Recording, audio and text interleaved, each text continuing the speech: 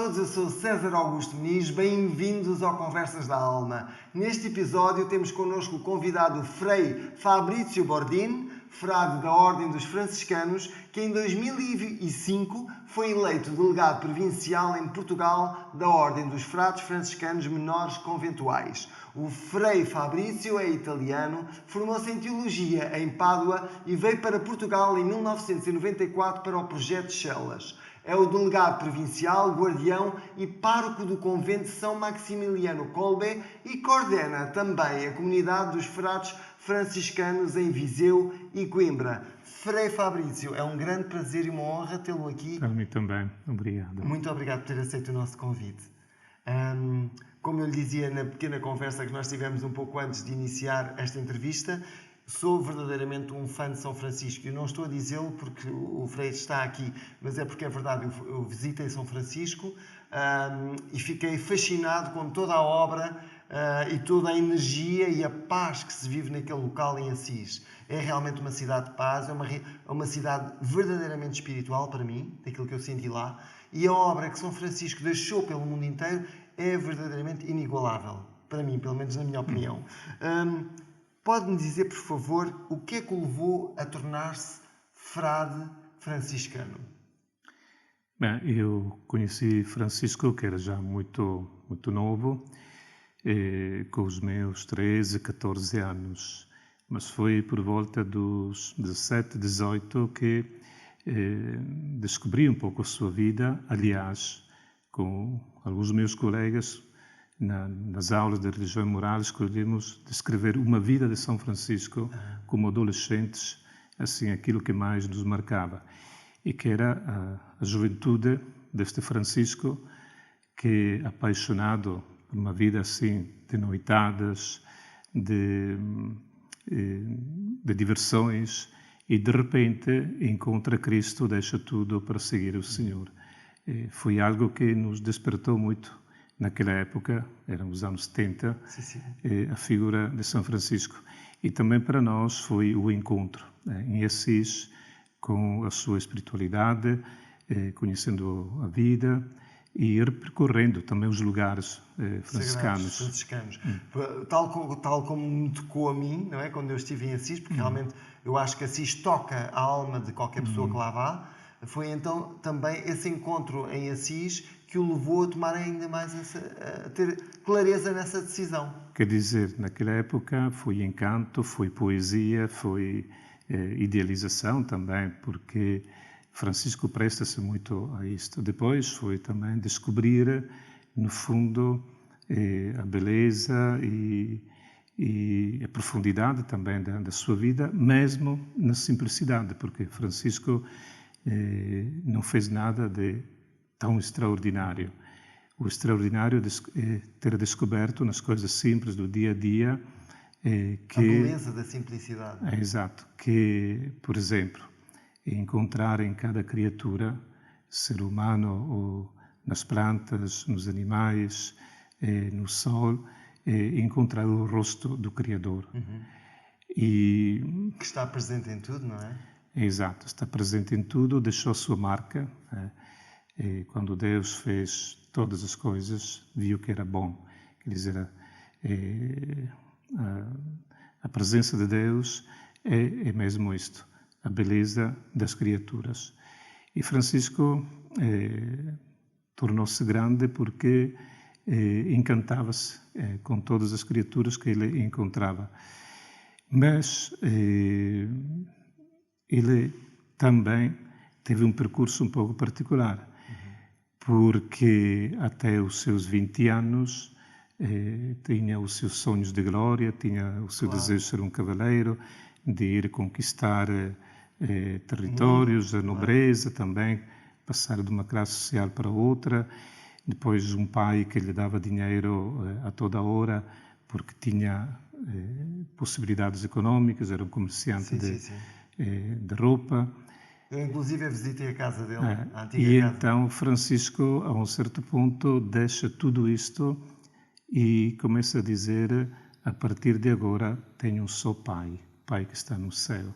Despiu-se de tudo isto, não por desprezo do pai, da família, das coisas, mas porque tinha encontrado alegria No divino. na pobreza. E na pobreza. Na pobreza, porque a pobreza nos aproxima mais a Deus. Do divino. Pode parecer uma coisa um pouco assim fora do Não, comum não, hoje, não. mas Hoje é verdade talvez, que o sim. desprendimento nos torna mais simples e descobrimos o essencial, que são as relações humanas, que é Deus presente dentro de nós. E Francisco descobriu isto. Para vós, como é viver e testemunhar o Evangelho segundo o Espírito de São Francisco, consegue explicar-me o que é viver e testemunhar o Evangelho segundo o Espírito de São Francisco? Para as pessoas perceberem um pouco como é que é esta forma de pensar e de viver dos franciscanos, segundo este princípio. Francisco nos deixou um ideal muito, muito alto, muito exigente. Dizia que a vida e a regra para os frades era esta, viver o Evangelho, nada mais, mas o Evangelho à letra, portanto, assim como está escrito. E penso que Francisco introduziu um estilo muito particular de viver o Evangelho, não só de pregá-lo através do conhecimento, dos estudos, mas antes de mais, rezar, contemplar Cristo Jesus no Evangelho e depois procurar ser como Ele. Por isso, Francisco tinha páginas com as quais se identificava muito. Pode dar o exemplo de uma, por exemplo?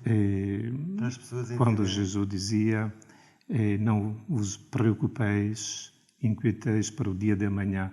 Veja as flores do campo, veja as aves que não trabalha, não se preocupa e tem tudo o essencial. Não significa que não temos que trabalhar, que não ter um emprego, mas significa este desprendimento, esta liberdade, saber que tudo aquilo que temos é sempre uma dádiva grande de Deus. Era uma das páginas. Até a vida, a própria vida, não é? Se nós estamos vivos é porque temos permissão para estar vivos, não é? E depois penso que Francisco encontrou Deus, encontrou Cristo em dois episódios marcantes da sua vida. É ele mesmo que fala disto. O primeiro é quando, numa igrejinha abandonada, em ruínas, ele limpa o rosto de Cristo naquela tábua da cruz de São Damião. E ali sente-se interpelado, sente uma voz que lhe disse: Francisco, vai, repara a minha casa, a minha igreja. Ele pensa que tem que recompor as igrejas, reconstruí-las, etc. Só mais tarde descobriu que a sua vocação foi reconstruir a igreja daquele tempo a partir de dentro. Sim. E não de fora. Então, não no sentido material, mas no sentido espiritual. No sentido espiritual, no sentido eclesial, de relações, no sentido de levar a sério também aquilo que um Papa daquele tempo pedia num concílio. Uma nova, isto é uma linguagem atual, uma nova evangelização, quer dizer, um novo testemunho do Evangelho. Mas o Evangelho é anunciado aos pobres, anunciado às pessoas, com a linguagem das pessoas, e não apenas com a linguagem dos letrados. E depois da elite. Depois outro episódio de Francisco é o encontro com o leproso. Podemos dizer que Francisco, como todos os seus colegas jovens daquela época, tinha, passa esta expressão, tinha nojo. Perante um leproso, afastava-se e houve vezes que ele fugiu. Mas um dia passava a cavalo e viu este leproso, sentiu algo que mexia com ele. Ele desceu do cavalo e não só abraçou o leproso, mas também beijou o leproso. E a partir daquele momento sentiu uma transformação. Ele mesmo escreve no fim da sua vida, num texto chamado Testamento de Francisco, ele escreve: senti algo dentro de mim de doçura. Aquilo que era amargo transformou-se em doce. É a ternura. É a ternura. Compaixão, não é? É a compaixão, mas não como um sentimento de coitado, Sim, mas sim, como um sim. sentimento de afeto. Então Francisco, naquele momento, descobre que não há só o Cristo de São Damião, o Cristo que encontrou na igreja, mas há também o Cristo na carne dos pobres. Aliás, como diz o Papa Francisco, nós tocamos a carne de Cristo hoje, entrando na vida dos pobres do nosso tempo. E Francisco E foi a partir daí que ele foi ficou. o caminho preferencial. Ora, tudo isto mexe com os jovens também hoje, mexeu com a minha vida. Pois temos uma vida para frente para viver a nossa vocação, a nossa missão e lutar também contra as tentações de entrar por outros caminhos. Quer dizer, viver este ideal evangélico é muito radical, muito alto. Sim. São ideais muito elevados e difíceis até de conseguir manifestar e de viver dessa maneira, não é? Para vocês deve ser difícil às vezes até todos esses testes, porque são postos à prova. Hoje em dia, no meio desta sociedade conturbada e perturbada muitas vezes, não é? Com tanto ódio, com tanta guerra, com tanta adversidade, com tanta raiva às vezes, não é? Em todo o lado. Como é que vocês conseguem Bom, manter esse nós espírito somos chamados a de manter, paz? quer dizer, a procurar o espírito de Francisco, o estilo de vida dele, e depois encará-lo e vivê-lo no nosso tempo. Não podemos viver Sim, dissociados como da realidade. Francisco há 800 Claro, anos, claro. ou como Cristo há 2000 anos. Como Cristo, no sentido de viver o Evangelho. Sim, sim, sim. Mas depois, os pobres do nosso tempo têm rostos novos. Ainda existem leprosos, é verdade, mas existem outros leprosos. Existem outras pessoas marginalizadas. Que necessitam de cuidados, que necessitam de carinho, que necessitam também dessa ternura, não é? Exato, de proximidade e sobretudo sentir que no contato com um crente, com um cristão, sente-se filhos de Deus. Quer dizer, a dignidade não passa por um decreto, por um estatuto, passa por uma experiência. Quando uma pessoa se sente amada ou sente que alguém lhe dá atenção, é ele que sente a sua dignidade humana que tem valor. Claro. E Francisco nos deixa uma herança muito forte para nós franciscanos, mas eu acho que Francisco não é patrimônio dos franciscanos, é um patrimônio de todos, universal. Sim. Aliás, Também uma das sinto definições isso, de Francisco é esta, o irmão universal, ou também utiliza esta expressão católico. Nós, por vezes, entendemos católico só reduzido a uma igreja. Sim, é verdade. Mas a expressão católico significa universal. E Francisco foi, de verdade, um homem que se tornou católico porque chegou até ao mundo muçulmano, numa época de cruzadas, de lutas, de guerras até abençoadas pela Igreja. Francisco vai sem armas e em 2019 nós celebramos 800 anos também. Pois era isso que eu ia falar agora, da celebração dos 800 anos de presença dos franciscanos em Portugal. Aqui estava a falar do primeiro contato de Francisco com o mundo muçulmano, quando esteve em Damieta e ali encontrou o sultão do Egito. Enquanto os 800 anos têm a ver com a presença dos franciscanos em Portugal, que já iremos falar dentro de alguns instantes, e também falar dos símbolos secretos, não diria, mas dos símbolos que os franciscanos usam e que têm realmente uma grande carga espiritual, carga no sentido positivo e significado espiritual que os une a todos, não é? E que, no fundo, representa o espírito de São Francisco.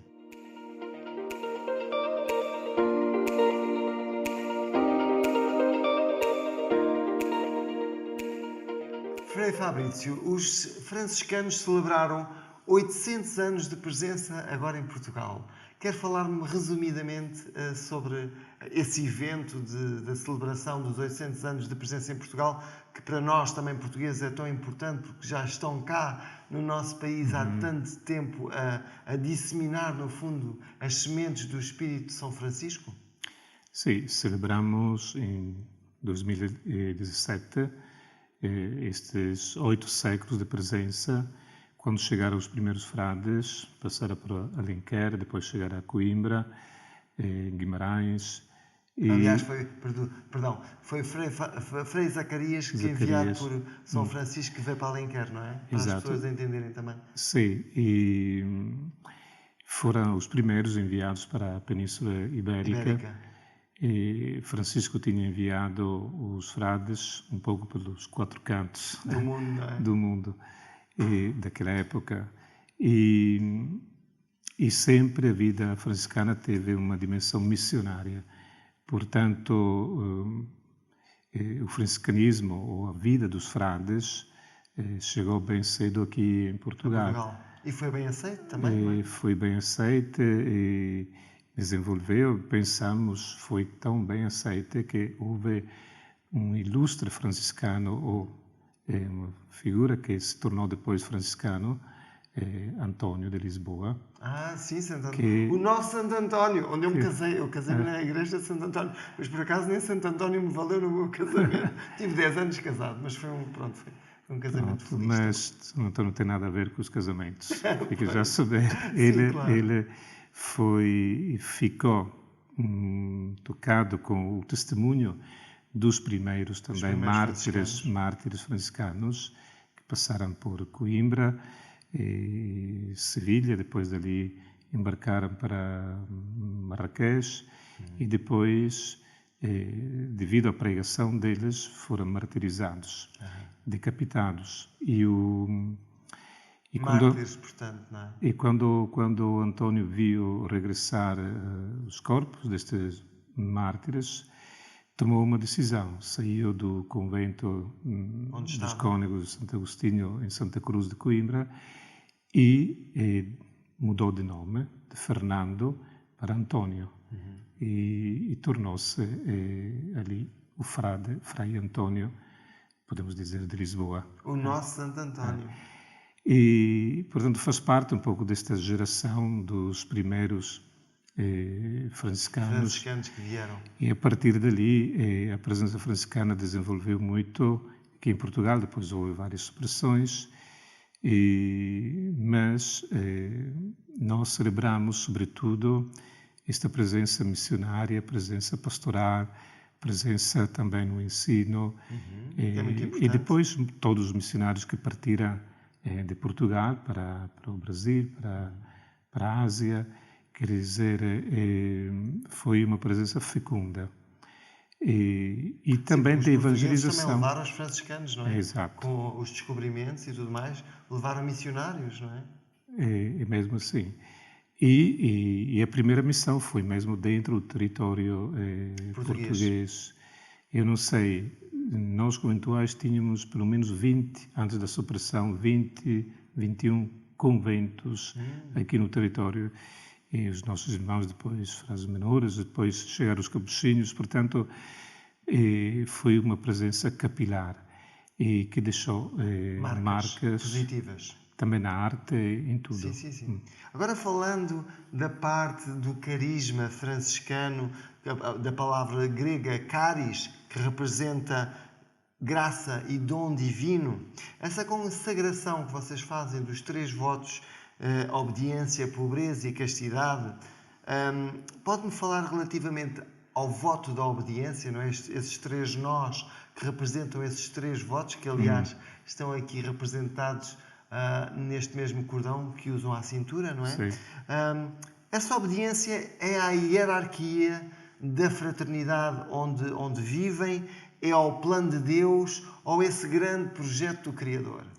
Bom, para em nós primeiro percebermos lugar, a obediência a quem? Ao quê? Eu já respondo ao tema da obediência, mas falando do carisma, o carisma dos franciscanos é muito simples. Frades menores, portanto, fraternidade e também menor significa na sociedade a proximidade com as pessoas Com as mais pessoas mais simples. necessitadas. O simples Ou é simples. o povo, Os povo de pobres. Deus, o povo de Deus. Portanto, o homem em todas as suas situações. Portanto, Seja ele de elite ou seja ele pobre, exato, não este é o carisma dos franciscanos, porque Francisco pediu isto. Depois, os votos fazem parte de muitas ordens, congregações, portanto, os franciscanos já encontraram. É verdade que não vive dentro de um mosteiro fechado, mas vive no mundo. O claustro Sim, sim. é o mundo. Ou seja, o claustro dos franciscanos, para os nossos espectadores entenderem, é no fundo um mundo, É o mundo. onde estão em contacto com outras E almas, a com outros vida seres é humanos, itinerante, não estão ligados, fixos toda a vida no mesmo sítio. Ou seja, andam a pregar o Evangelho, Exato. o Espírito de São Francisco anda a ser, digamos, manifestam o Espírito de São Francisco em tudo aquilo que fazem no mundo. Exato. Depois, E essa obediência? Nós, quando pensamos obediência, temos que pensar que a referência é Cristo Jesus. Portanto, pobre, obediente e casto ou melhor, amante. E é Ele o modelo. Como Cristo foi obediente a um projeto do Pai e deu a vida por nós, assim também a nossa obediência tem como referência Cristo Jesus. Depois, é verdade, esta obediência passa através também dos superiores. Portanto, a vossa hierarquia, digamos. Nossa hierarquia. Porque existe Francisco, uma hierarquia. sim, falava também ele, dá um nome ao superior, que não é superior. Sim, superior no sentido da palavra, O superior deveria ser um servo. Ele utilizava a palavra ministro, do latim minus, estar, ficar debaixo. Este seja, deveria ser o ministro. Da humildade, não é? Exato, de pôr-se ao serviço. Por vezes os superiores estão em cima, também nos franciscanos, para decidir. No seu caso, tem que decidir, tem que tomar decisões. Mas tem que também servir, portanto, dando o exemplo, tomando decisões, aconselhando e fazendo-se também aconselhar. Portanto, é uma obediência que todos nós temos que ser obedientes a alguém, porque não existe a liberdade absoluta. Sim, entregamos sempre a nossa liberdade a alguém. Agora, para nós, é entregar o Evangelho, é entregar a vontade divina, que passa também através da vontade dos superiores. Pode enganar-se, mas o projeto do Senhor vai para frente na mesma. Sempre, não é? É imparável, digamos, não é? E relativamente à pobreza, ao voto de pobreza, que praticam o desapego dos bens materiais, portanto, o efêmero, daquilo que é apenas temporário, tem apenas o essencial para viver, não é? E praticando o amor ao próximo. Preciso ser honestos, o essencial é mais do que o essencial, porque quando vivemos, como eu, numa paróquia e temos centros sociais e tudo, temos também que assumir o papel também de responsabilidades. E, portanto, por vezes, como eu encontro-me também a gerir, a tomar decisões ou a assinar contratos de trabalho, etc. Agora, a pobreza, nós entendemos com aquela expressão que Francisco utilizava, sine nada de próprio. Sem nada de próprio. Ou seja, não possuir. Que significa, exato, não possuir por mim.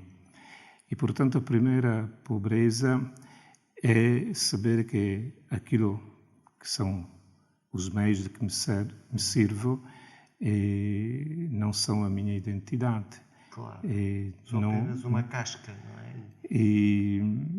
E também nós experimentamos muita pobreza quando deixamos um lugar. Levamos a mala, podemos levar tanta coisa, mas não levamos as pessoas que encontramos, os títulos, o trabalho que fizemos. A ternura, a amizade, não é? Exato. Fica guardado a nível de relações, a nível de afetos, mas fica ali tudo. A mudança, por exemplo, quando eu mudei da minha terra natal para Portugal, de um dia para o outro deixei uma família, deixei amigos, deixei tantas atividades que tinha já como frade e fiquei com uma agenda limpa para recomeçar num outro lugar. Sim. E também este Para desprendimento da recomeçar uma pobreza. vida também. E esse Sim. desprendimento, eu gostaria de falar muito mais sobre a pobreza, portanto, este voto da pobreza, mas como nós temos um tempo limitado, eu passaria até para um tema que para nós também, para os seres humanos, toca muito e é um mistério às vezes, que é a castidade. Como é que pessoas, homens e mulheres, neste caso a Santa Clara, não é? do convento de Santa Clara, como é que conseguem lidar com a castidade? Ou seja, sem sexo, superando as nossas necessidades fisiológicas, como é que vocês conseguem lidar disso no dia-a-dia durante tanto tempo? Bom, a castidade tem a ver com todo o ser humano. Não é Qual é a não vossa faz visão? não faz parte só dos consagrados. Também uma vida de casal tem os seus momentos de castidade, não é? Mas pronto, mas há sexo entre marido e mulher, não é? Exato. Ou E outros nós casais, pensamos sempre hetero, como é que homo, o que lida for. com a parte sexual, etc. E eu penso que a primeira coisa importante para falar da castidade é saber que a sexualidade é um dom de Deus, né? Sim, senão não existia, não é? Exato, senão não Não existíamos existia, não e fazia não sentido. podíamos criar também a relação com o outro, afeto, amor. O amor.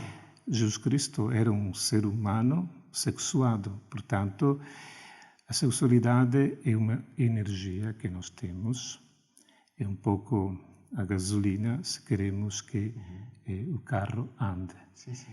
Agora, o problema depois É é saber como gerir, não é? gerirmos. E como é que vocês gerem isso? Estando num convento, não tendo relações sexuais?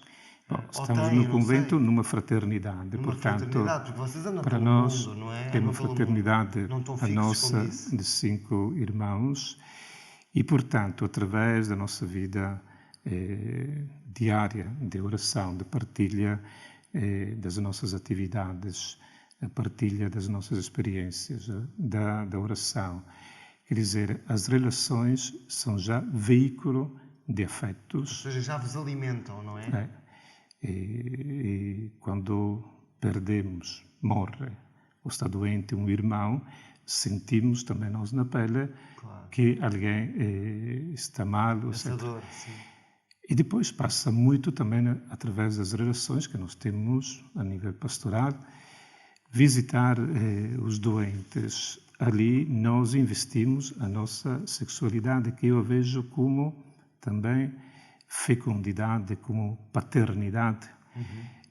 Para uma mulher será a atitude de ternura, de acolhimento, de carinho, etc., para as pessoas. Para um homem, passa também através de todos os projetos que colocou ali, projetos Chelas.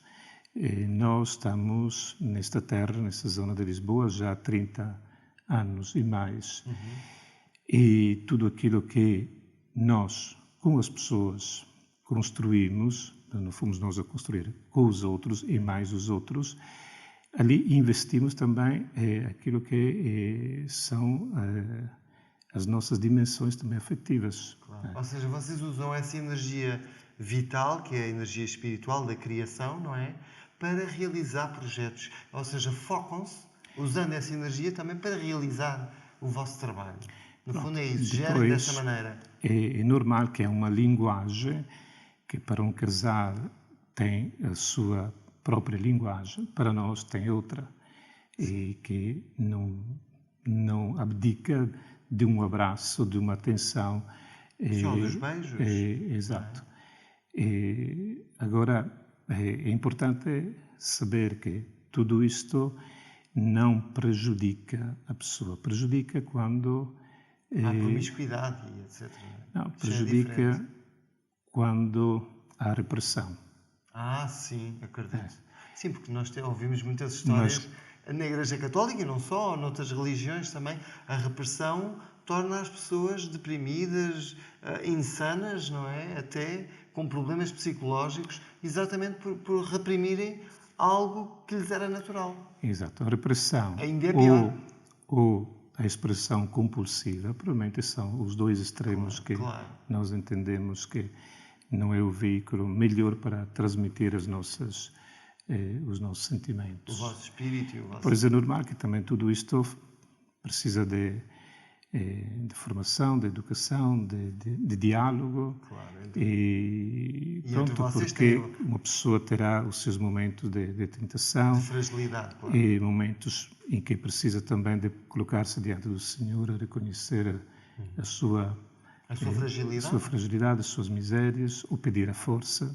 O Espírito Santo serve também para isto. Claro que sim, para se conectar e manterem essa pureza no coração, na alma e no corpo, não é? Sim. Falando agora do símbolo do Tao, esse símbolo tão conhecido em muitas outras filosofias, que representava também na letra grega o alfa e ômega, o princípio e o fim, e noutras, digamos, práticas espirituais, ele representava também, digamos, tinha outro significado. Aquele significado que nós podemos também falar, que é da fronte, o sinal da marca na fronte do povo de Israel que foi salvo do extermínio. Mas para São Francisco, este símbolo do Tao, desta linha horizontal com a linha vertical que se unem, qual era o significado, digamos, espiritual deste símbolo para São Francisco? Então, para São Francisco, o Tao é um símbolo simples, é um símbolo bíblico. O que significa? Se olhamos para o Antigo Testamento, foi símbolo de redenção de quem, marcados pelo Tao aqui na testa, e foram poupados pelo extermínio, não é? Os que foram exterminados porque eram pecadores, etc. Esta é uma imagem de um Deus castigador, de um Deus castigador que há no Antigo Testamento. Temos que lembrar que na Bíblia há uma progressão na descoberta do rosto de quem é Deus. E a revelação plena de Deus é em Jesus Cristo, que nos lembra que quem é marcado com o Tao são os redimidos que entram no reino de Deus, que entram no paraíso. E marcados, eis aqui, pela cruz de Cristo. Porque o Tao é a cruz. Aliás, sim, é o símbolo de uma cruz. Este símbolo representa mesmo a cruz. São Francisco retomou, porque naquela época já tinha havido um Papa que no Concílio Lateranense pediu que se marcasse com o Tao como sinal também de redenção e de renovação da Igreja, de uma Igreja que se queria renovar e reformar. E, aliás, encontra-se este símbolo também em alguns lugares que no caminho de Santiago. Sim. Já também uma parte. E Francisco amava este símbolo porque lembrava-lhe a cruz e era para ele um símbolo de redenção, de paz, de comunhão. Ou seja, de comunhão do homem com o divino, é isso? Do homem com o divino e com os irmãos, com os irmãos, com as criaturas. Por isso, ele escolheu o seu hábito, a sua túnica, esta túnica, que é um Tao. Que também é um Tao. O primeiro Tao de São Francisco é a veste. Ele não vestiu a veste dos prelados, das ordens monásticas daquela época, mas uma túnica muito simples. Sim, eu lembro-me agora, quando fui lá a Assis, que a túnica está desdobrada, não é? Isso, e sim, é realmente um Tao. É um Tao. E depois ele assinava, colocando o seu nome e um Tao. Porque era esse símbolo de comunhão, de redenção. Símbolo de Cristo Jesus que nos salva. Só que passava através de um gesto muito simples. São Francisco nunca utilizou o Tao ao pescoço. São os jovens, somos nós frades que agora utilizamos. Mas não tem nada de esotérico. Francisco o desenhava e, sobretudo, o tinha no corpo. Aliás, ele viveu tanto identificado com o Tao, com a cruz, com a humanidade de Cristo, que a um certo ponto, no final da vida, teve este dom dos estigmas. Sim, dos estigmas, no local que onde ele eu tive. Pedia em Laverna a Deus de experimentar o amor e a dor de Cristo na cruz. O amor e a dor. E foi aí que os estigmas se manifestaram. Se manifestaram. Portanto, ele experimentou não só a dor das feridas, mas sentiu que dentro daquelas feridas, daquela dor, estava um ato de amor. Quer dizer, ele sentiu o amor que Jesus teve para Sentia conosco. Por pela isso, humanidade. um dia, os frades viram Francisco regressar de uma pregação, de uma viagem, a chorar. E perguntaram: o que é que tens, Francisco? Ele diz: choro porque o amor não é amado. É muito forte isto. É muito profundo. Muito profundo. O amor não é amado. Quer dizer, Cristo, que deu a vida por nós, não é amado. E penso que o dom das lágrimas, de que fala por vezes também o Papa Francisco, é um pouco nesse sentido de purificação. Quando o bocadinho perguntava como é que nós nos purificamos. Isso era uma pergunta que eu queria fazer. É a contrição, mas que não tive tempo. É o dom das lágrimas. É o dom das lágrimas, porque as lágrimas, na verdade, até purificam a alma. Quando Muito. as pessoas choram, elas limpam. Eu vejo pela minha mãe, quando ela chora, fica mais leve, não é? Nós, quando choramos, eu por acaso, infelizmente, não choro muito, mas sei e sinto que quando choramos, nós limpamos realmente a alma. E pronto, seja um processo, chorar é um pelos processo pecados alquímico, no mundo, é físico, é biológico. chorar pela violência que é no mundo, pelas guerras, chorar por uma criança que sofre, pelos inocentes que são vítimas por tantas situações, ou por um doente que vemos, chorar também com discrição. Não são... Sim, não são as carpideiras, não é? Exato. E significa entrar um bocadinho na dor e partilhar esta dor. Sentir a dor. E Francisco era um homem que chorava muito. Por isso ele, no fim da vida, ficou sem vista. Sim. E a parte melhor do Cântico das Criaturas, ele escreveu quando estava sem vista, quando ele não conseguia ver, era cego, e ele escreve as páginas mais, as estrofes, as partes mais bonitas sobre o Cântico do Irmão Sol e Irmã Lua. Portanto, ele não escreveu isto quando estava no momento da êxtase, de poesia, etc. Sim. Não, estava no momento da escuridão. Ah, que incrível. Porque esse cântico, para mim, é daqueles que eu mais me identifico. Porque é maravilhoso. E, aliás, que o Frei Alessandro tão bem canta com a sua voz angelical e interpreta esse Cântico das Criaturas. Ouvi. Já ouvi. Não, eu gostava de continuar imenso a nossa entrevista, infelizmente nós não podemos ir muito mais além. Eu queria agradecer profundamente ao Frei Fabrício a sua presença e ter-nos trazido o Espírito de São Francisco a todos nós e poder partilhar connosco todos estes ensinamentos, toda esta forma espiritual autêntica de viver e de fazer o bem e que eu espero que vos inspire a todos. E queria deixar aqui o meu grande muitíssimo obrigado ao Frei Fabrício e a toda a comunidade dos franciscanos em Portugal. Obrigado também, nós. Que fazem um trabalho maravilhoso. Muito obrigado.